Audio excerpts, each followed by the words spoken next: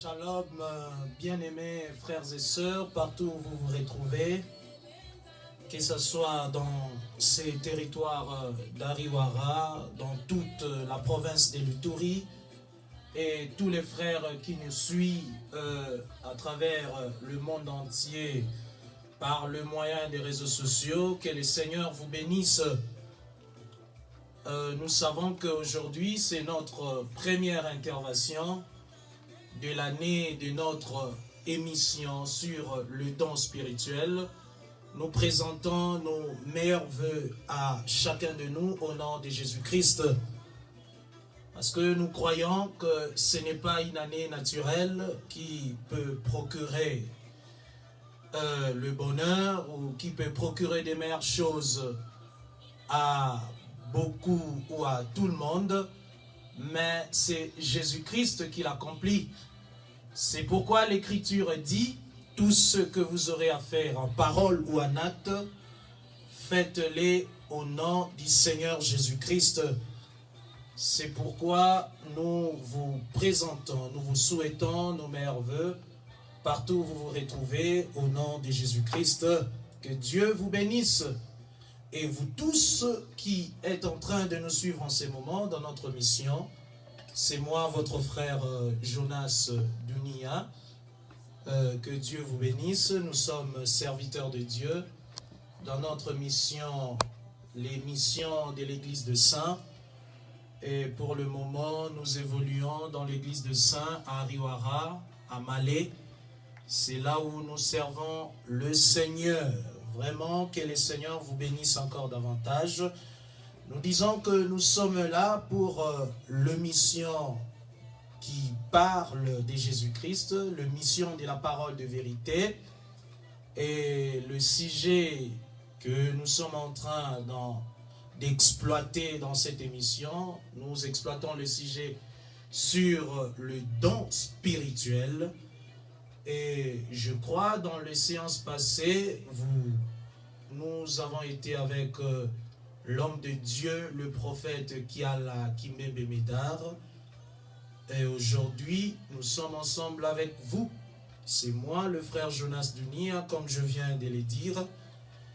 Et que le Seigneur vous bénisse encore. Nous disons que nous parlons sur notre émission, l'émission de la parole de la vérité, parce qu'il est écrit dans la Bible, puisque le monde avec sa sagesse n'a point connu Dieu dans toute sa sagesse, il a plu à Dieu de sauver le croyant par la folie de la prédication. Et c'est Pelisaki Nzambe abikisa nyonso bazali kondimelaye nanzela ya lite ya tope ya lilobanaye o ezali lokola liboma. C'est là que le Seigneur a placé le salut des âmes. C'est là que le Seigneur a placé notre délivrance. C'est dans la parole. Et voilà pourquoi nous avons, ou vous avez tout intérêt à suivre la parole de Dieu. Parce que rien ne peut sauver en dehors de la parole. Rien ne peut guérir en dehors de la parole. Il est écrit dans la parole que dans leur détresse, le Seigneur leur envoya sa parole et sa parole les guérit. Voilà, la parole guérit, bien-aimés. La parole sauve. Voilà pourquoi nous disons encore que vous avez, ou bien nous avons tout intérêt de suivre la parole de la vérité. Parce que c'est là que le Seigneur a placé le salut. Et l'apôtre Jacques aussi est en train de le dire dans une autre manière. Il dit, recevez la parole qui a été plantée à vous. Il dit, recevez avec joie la parole de Dieu qui a été plantée en vous. Et cette parole qui peut sauver vos âmes. Oui, frère, la parole de Dieu a été déjà plantée en toi là où tu te retrouves. Et c'est cette parole qui a le pouvoir même de sauver ton âme.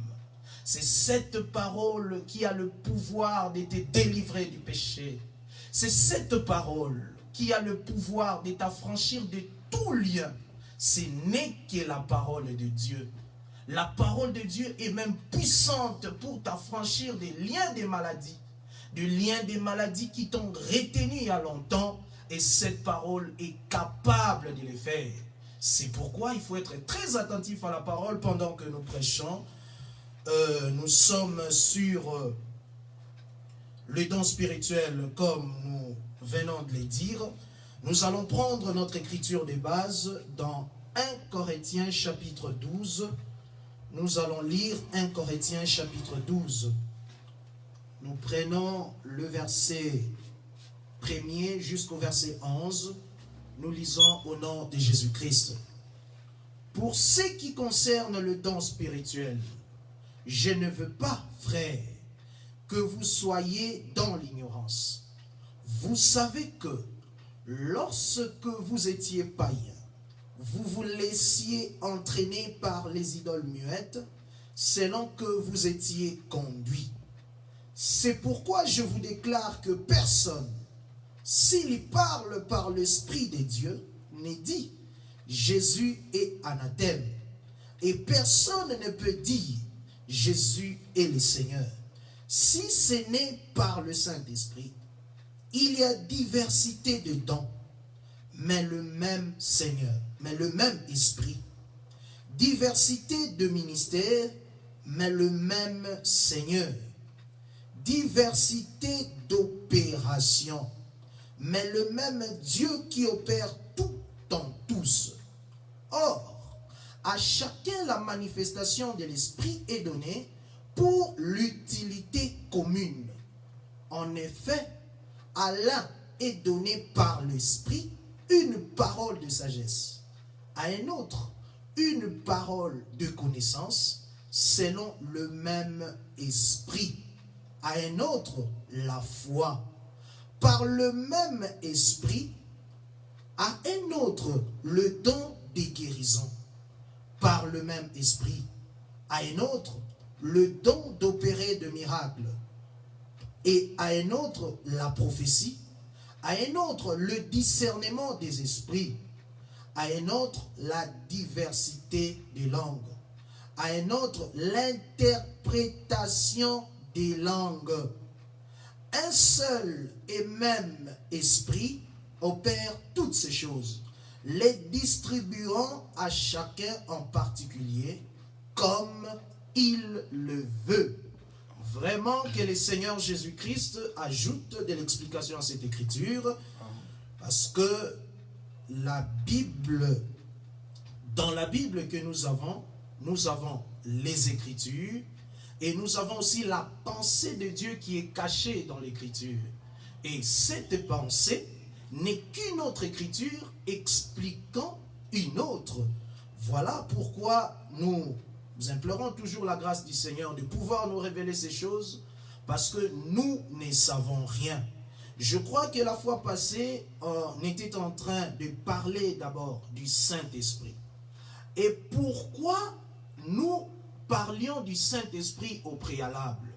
Parce que c'est le Saint-Esprit qui est à la base du don spirituel. Voilà pourquoi nous avions pris toute la peine de vous parler du Saint-Esprit. Comme l'Écriture nous dit, il y a diversité de dons, mais le même Esprit. Ou bien, un seul et même Esprit opère toutes ces choses, les distribuant à chacun, en particulier comme il veut. Maintenant, on s'était posé la question. Pourquoi le Saint-Esprit fut donné? Est-ce seulement pour les dons spirituels? On avait répondu par l'Écriture. Nous allons prendre l'Écriture de la lettre de Paul aux Éphésiens. Éphésiens chapitre 1er, le verset 13 à 14.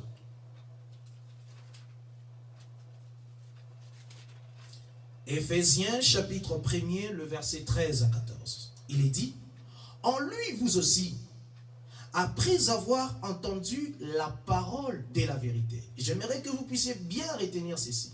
Après avoir entendu la parole de la vérité, l'évangile de votre salut. on explique la parole de la vérité comme l'évangile du salut. On dit, en lui vous avez cru et vous avez été scellés du Saint-Esprit qui avait. Voilà.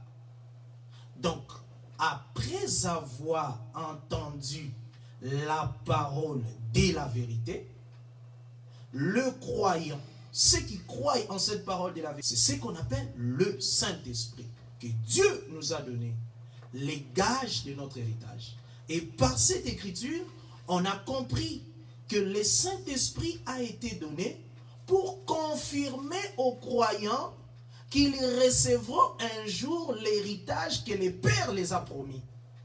C'est pourquoi on dit, le Saint-Esprit qui est donné, après avoir cru à la parole de la vérité, c'est les gages de notre héritage. On dit, c'est les gages de notre héritage pour la rédemption de ceux que Dieu s'est acquis pour célébrer sa gloire. Voilà. Donc, le Saint-Esprit est donné pour attester ou confirmer aux croyants qu'un jour vous allez posséder l'héritage que les pères vous a promis. Parce qu'il faut savoir, bien-aimés, nous sommes le béni de Dieu. Et la Bible dit, c'est lui que Dieu a béni, possède le pays. Il possède le pays, je crois. Si nous lisons le livre, de Psaume, chapitre 37, Psaume chapitre 37, le verset 25, ou vice-versa si je ne m'abuse, Psaume chapitre 25, Psaume chapitre 25, on dit ceci, on dit, c'est dont l'Éternel béni possède le pays. Donc la bénédiction, c'est posséder le pays. Quand Dieu bénit quelqu'un, donc Dieu lui donne la possession du pays. Et j'aimerais déjà préciser que le pays dont on nous parle n'est pas d'abord un pays de la terre. C'est notre héritage qui est dans le ciel, que nous allons posséder. Que le Seigneur nous aide à retrouver cette écriture.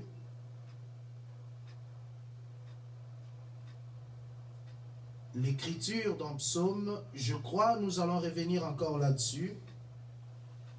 Psaume chapitre 37, le verset 21 au verset 22. On dit, le méchant emprunte et il ne rend pas. Le juste est compatissant et il donne. Car ceux que bénit l'Éternel possèdent le pays, et ceux qu'il maudit sont retranchés. Ici, l'Écriture nous montre, noir sur blanc, que ceux-là que l'Éternel bénit entrent en possession du pays. Ils doivent posséder le pays. Mais ceux-là que l'Éternel maudit doivent être retranchés du pays. Maintenant, comme nous sommes bénis en Jésus-Christ, nous devons posséder notre pays. Et le pays que nous entendons posséder n'est pas un pays de la terre. Parce que je ne crois pas, bien-aimé, qu'il puisse y avoir un pays ici-bas, ici sur la terre, qui soit plus que le ciel. Partout sur la terre, il y a des problèmes. Partout sur la terre, il y a des maux, il y a des problèmes, il y a des malheurs, il y a des guerres, même dans des pays qui paraissent le plus sécurisés, dans des pays qui ont qu'est-ce qu'on peut dire encore? Les pays les pays développés dont nous connaissons, il y a toujours la joie, là où il y a la paix totale, c'est le ciel véritable. Et c'est ça le pays que nous attendons. Mais pour posséder ces pays-là, tu dois d'abord commencer par être béni de Dieu.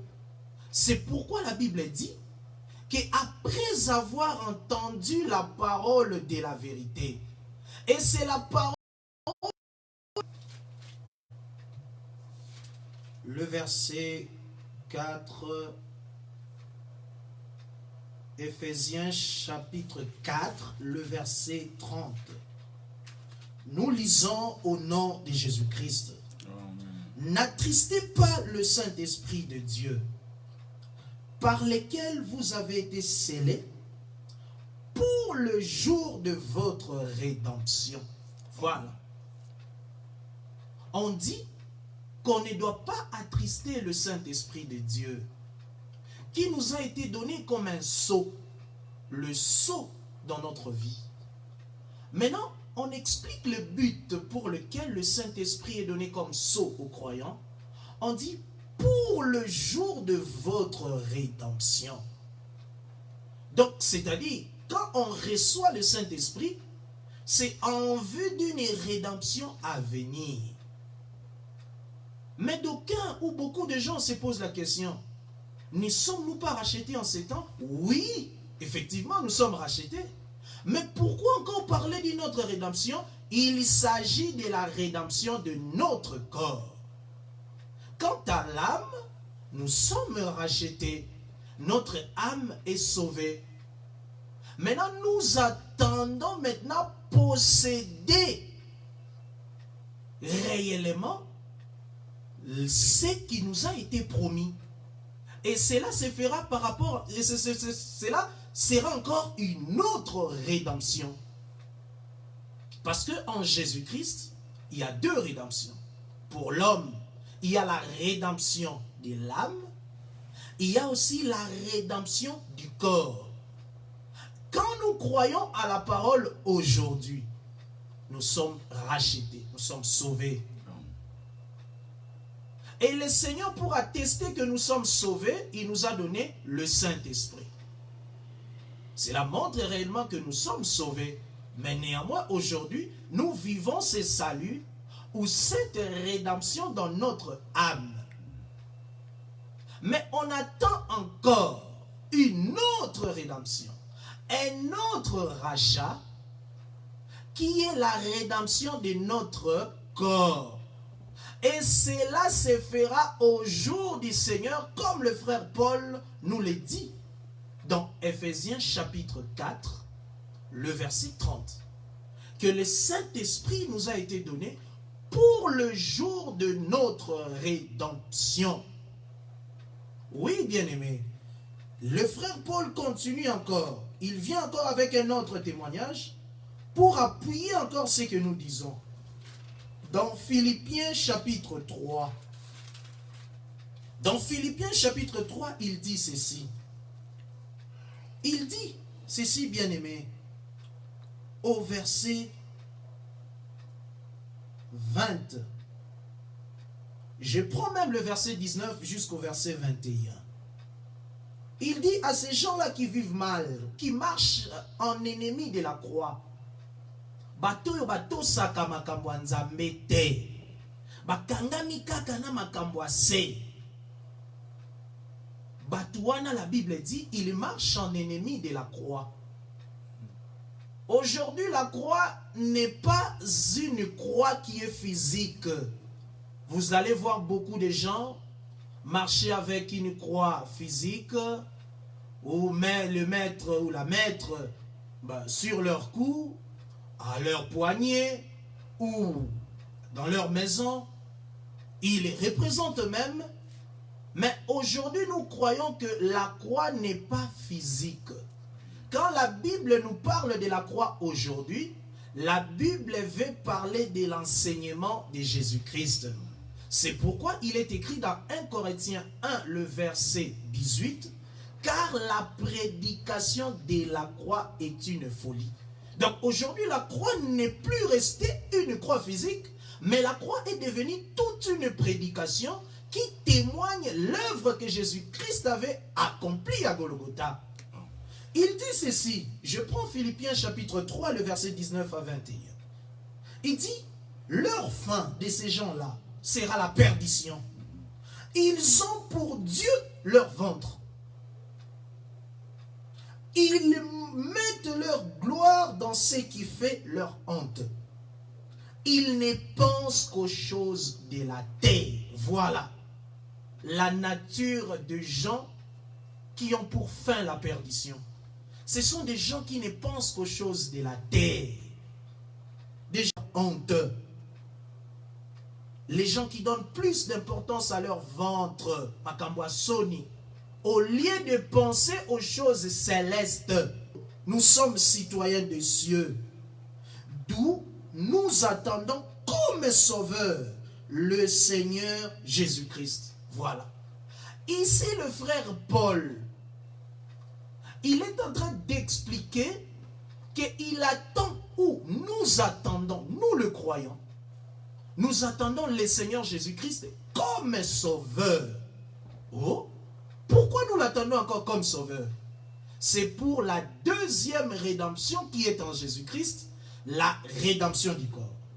Écoutez, il continue en disant, d'où nous attendons comme sauveur le Seigneur Jésus-Christ, qui transformera le corps de notre gloire, le corps de notre humiliation, en le rendant semblable au corps de sa gloire, par le pouvoir qu'il a reçu de s'assujettir toutes choses. Voilà.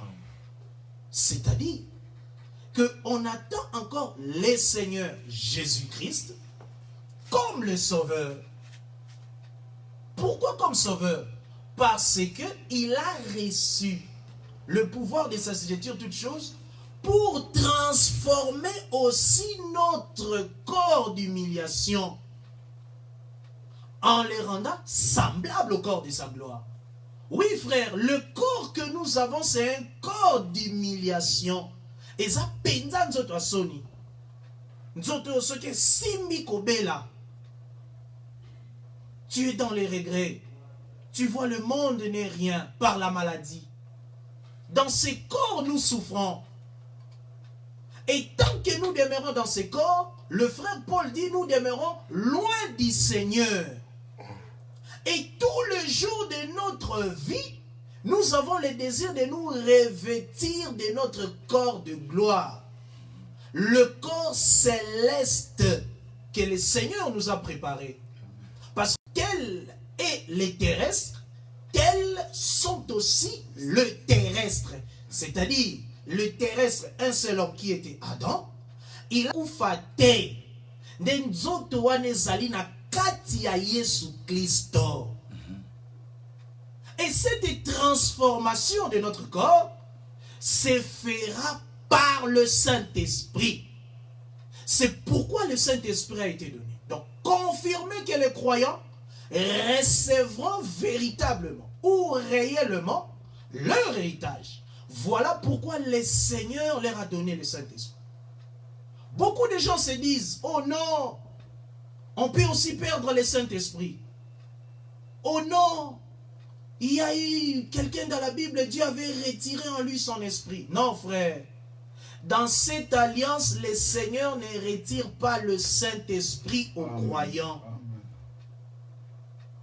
Si le Seigneur te donne le Saint-Esprit, cela veut dire que le Seigneur a jugé que tu es vraiment son fils et qu'il t'avait connu il y a bien longtemps avant que le monde n'existe.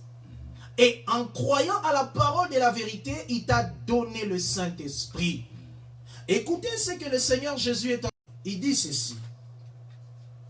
Jean chapitre 10, le verset 27. Elles ne périront jamais.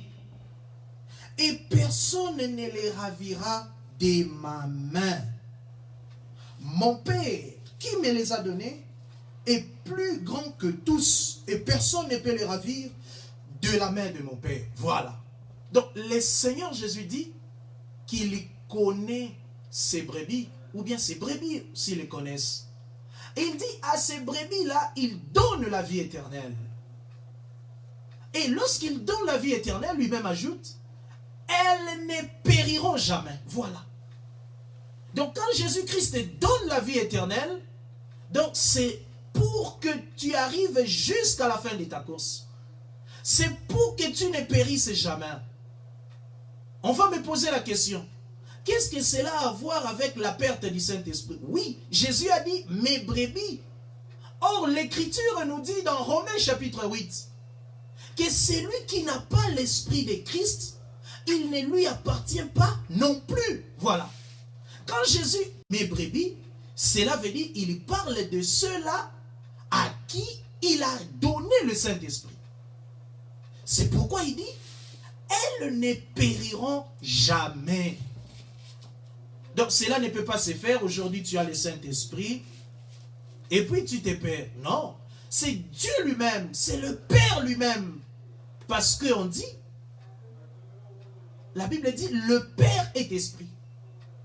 Donc si le Père est esprit, c'est lui-même qui est ce Saint-Esprit-là.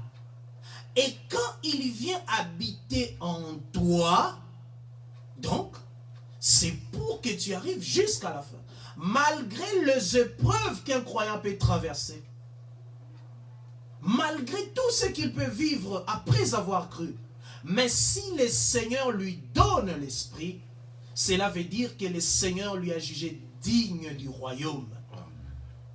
On avait dit que le Saint-Esprit, on le reçoit après avoir cru à la parole de la vérité.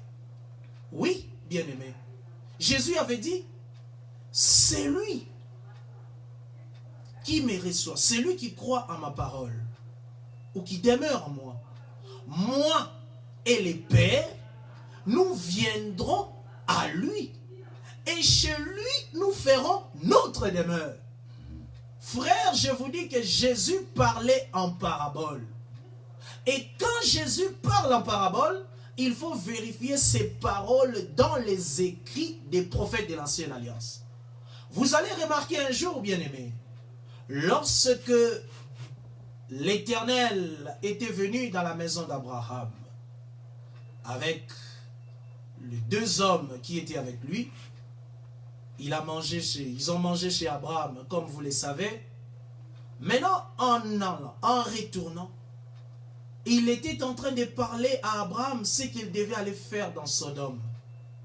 Alors, dans Sodome, il y avait aussi un parent d'Abraham, qui s'appelait Lot. Donc, c'est-à-dire, dans Sodome, il y avait Lot. Et là, il y avait aussi Abraham. Mais Abraham, Dieu a dit à Abraham, je suis descendu, je vais descendre à Sodome, moi l'Éternel, je vais descendre à Sodome pour voir si les bruits qui me sont parvenus là-bas, ou les cris de leur iniquité qui me sont parvenus, est la vérité. Et c'est ce qu'il avait dit à Abraham. Mais vous allez voir, lorsque le Seigneur a dit cela, le Seigneur n'est pas descendu lui-même comme il l'avait dit. Il avait dit qu'il va descendre pour voir. Mais quand le Seigneur est descendu, vous allez voir, c'était par les deux hommes qui étaient avec lui. Vous voyez? Les deux hommes qui étaient avec lui. C'était eux qui étaient descendus dans Sodome. Et ces deux hommes-là étaient comme les yeux de l'Éternel. Parce que l'Éternel avait dit à Abraham, je descendrai pour voir si les cris qui me sont parvenus est vrai ou sont vrais. Lorsque les deux anges sont descendus, Lot, en le voyant, les a reçus chez lui. Vous voyez? Et Lot, en les voyant, les a appelés mes seigneurs, Bankolo Nangai. Oui, frère, ces frères-là avaient la révélation de Dieu. Ils savaient que c'était Dieu qui s'est départagé en deux. Parce qu'il avait dit, moi-même je descendrai. Mais en descendant, on voit deux hommes descendre à Sodome. Et Lot les a reçus. Donc il était comme celui dont Jésus avait parlé en disant, c'est lui qui reçoit ma parole, ou celui qui demeure à moi, moi et les pères. Donc ces deux hommes-là étaient l'image du Père et du Fils. pour habiter dans les croyants. C'est pourquoi ils étaient entrés dans la maison de Lot. Et nous savons que le Père, c'est l'Esprit, et le Fils, c'est la parole. Vous allez remarquer, frère, il y avait ce qu'on appelle une décision déjà arrêtée sur Sodome, que Sodome devrait être brûlée. Mais seulement les deux hommes que Lot avait reçus, c'était eux qui avaient sauvé Lot du malheur, jusqu'à ce que ces justes-là parviennent à tuer. C'était eux qui avaient tiré Lot par la main pour les sauver de Sodome qui devait être brûlée. Et ces deux personnes-là représentaient le Père et le Fils, qui ne sont qu'une seule personne, mais comme la parole et l'Esprit. Et c'est ça le Saint-Esprit dans celui qui croit. Je pense qu'aujourd'hui, nous avons seulement parlé plus en profondeur du Saint-Esprit comme le sceau du salut. Le Saint-Esprit comme le gage de notre héritage. Et loko ezali na kondimisa solo ete nzambe akopesa yo libula. La Bible dit ce jour-là, le Seigneur essuiera nos larmes. Toutes les afflictions, pas signon sotomoni na mabele. Sache qu'un jour, le Seigneur va les essuyer. Le Seigneur va t'enlever le mauvais souvenir. Et tu entreras dans le pays qu'il a préparé pour toi. Il faut savoir que nos jours ici-bas, bien aimés, ce sont des jours en petit nombre. Mais les jours qui nous attendent au jour du Seigneur, ce sont des jours qu'on ne peut compter. Ce sont des jours de joie ineffable. Dans notre héritage qui ne peut se corrompre. Dans notre héritage qui ne peut jamais flétrir. Nous avons vu des gens sur la terre, ils ont de l'argent. Notre vie sur la terre, comme je viens de le dire, c'est une vie qui est en petit nombre de jours. Si la Bible nous dit que chez toi, Éternel, que nos vies ou 1000 ans chez toi sont comme les jours d'hier, à combien plus forte raison à toi, à qui le Seigneur n'a réservé que 40 ans de vie sur la terre. Vraiment, donne ta vie à Jésus-Christ. Tu peux vivre la joie. Tu peux vivre tout dans ce monde. On peut t'appeler de tout nom. Mais si ta fin est mauvaise, bien-aimé, tu vivras dans le tourment au siècle des siècles. La Bible dit qu'il y avait un faux prophète, là pour atterrir. Un faux prophète dans la Bible qui s'appelait Balaam.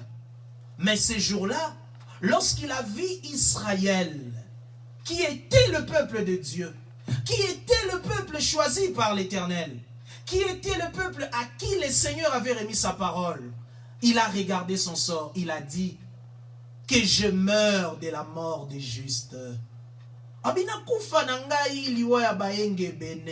C'est ce qui est important. Tu peux avoir tout dans la vie, mais si tu ne meurs pas la mort des justes, tu n'as rien fait. Et puis les jours qui t'attendent dans l'au-delà seront des jours de tourment. Il dit que je meurs la mort des justes et que ma fin soit semblable à la leur. Je vous dis que vous qui vivez dans la justice, vous avez une fin heureuse. L'héritage que le Père vous a réservé, c'est un héritage considérable. C'est un héritage, je ne sais comment le décrire, indescriptible. Vraiment que le Seigneur te fasse grâce. Que le Seigneur vous donne ces cœurs-là, vous ôte ces cœurs-là de pierre pour vous donner un cœur nouveau. Un cœur de voir que le monde est vanité de vanité. Le monde passe et sa convoitise aussi. En ce moment, nous allons prier pour vous, là où vous vous retrouvez, que le Seigneur puisse vous accorder sa grâce. Que le Seigneur puisse vous faire miséricorde. Il avait dit qu'il fait miséricorde à celui qu'il veut faire miséricorde. Et qu'il gracie celui qu'il veut gracier. Prions, bien-aimés. Seigneur Jésus-Christ, je viens te recommander tout un chacun de nous qui a été à la radio pour nous suivre. Même ceux-là qui nous ont suivis par le biais des réseaux sociaux. Seigneur, tu avais donné la promesse. Nom puissant de Jésus-Christ, nous avons ainsi prié. Amen. Oh. Que le Seigneur vous bénisse. Nous étions dans notre mission, l'émission de l'Église des Saints, qui est la mission de la parole de la vérité. On avait dit au début que nous sommes, nous, le frère Jonas, d'Ounia, et évoluant à l'Église des Saints de Malais. Et demain matin, comme d'habitude, nous avons notre culte à partir de 6h45. Que le Seigneur vous bénisse là où vous êtes. On était assisté par notre frère Calo et aussi par notre papa Antoine. Vraiment que le Seigneur le bénisse pour l'œuvre qu'il ne cesse d'accomplir pour la gloire de son nom.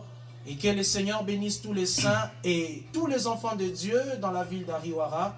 Et passez une bonne soirée. Mes meilleurs vœux au nom de Jésus-Christ. Amen. Amen.